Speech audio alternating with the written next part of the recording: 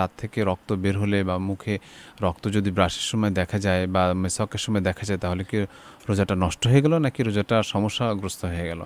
তো সেই জায়গা থেকে আসলে প্রশ্ন এবং তার জবাব অত্যন্ত সুন্দরভাবে ইসলামী স্কলাররা জবাব দিয়েছেন যে দাঁত থেকে রক্ত বের হয়ে পেটে গেলে রোজা ভেঙে যায়? হ্যাঁ, গুরুত্বপূর্ণ একটি প্রশ্ন। রমজানুল মোবারক যেহেতু অত্যন্ত সতর্কতার সাথে রোজা রাখতে হয় এবং খুব গুরুত্বপূর্ণ একটি ইবাদত, কাজেই সকলেই চিন্তা করে আসলে রোজাটা কিভাবে সুন্দর করে হয়, কিভাবে সঠিকভাবে রাখতে পারে।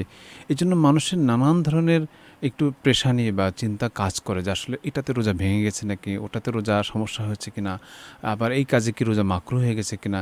সেই দৃষ্টিকোণ থেকে অনেকের কিন্তু এই প্রশ্ন থাকে যে আসলে দাঁত থেকে রক্ত বের হলে বা মুখে রক্ত যদি ব্রাশের সময় দেখা যায় বা মেসওয়াকের সময় দেখা যায়, তাহলে কি রোজাটা নষ্ট হয়ে গেল নাকি রোজাটা সমস্যাগ্রস্ত হয়ে গেল?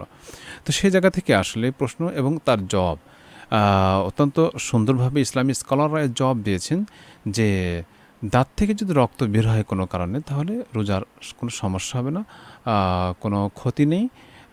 সেভাবে যদি রক্ত বের হয় তাহলে কুলি করে ফেলতে হবে, এরপর রোজা ঠিক হয়ে যাবে। তবে যদি রক্তের পরিমাণটা একটু বেশি হয়, যে থুতুকে সে প্রবাল মানে অর্থাৎ লাল করে ফেলায়, তাহলে অজু ভেঙে যাবে, কাজেই তাকে অজু করে ফেলতে হবে। এটা খেয়াল করা দরকার। জি। আর যদি পেটে চলে যায় সেক্ষেত্রে গিলে ফেলে? হ্যাঁ, গিলে ফেললে তো এটা যদি অল্প স্বল্প হয়, সেটা হচ্ছে থুতুর সাথে মানে চলে যায়, হুম, সেটা থুতুর মানে হুকুমে, তার অর্থ হচ্ছে রোজা নষ্ট হবে না। জি। হুম, হুম, অবশ্যই, অবশ্যই। আমরা আসলে কিছু ফোন কল নিতে চাই। আমাদের সাথে একজন কানেক্টেড রয়েছে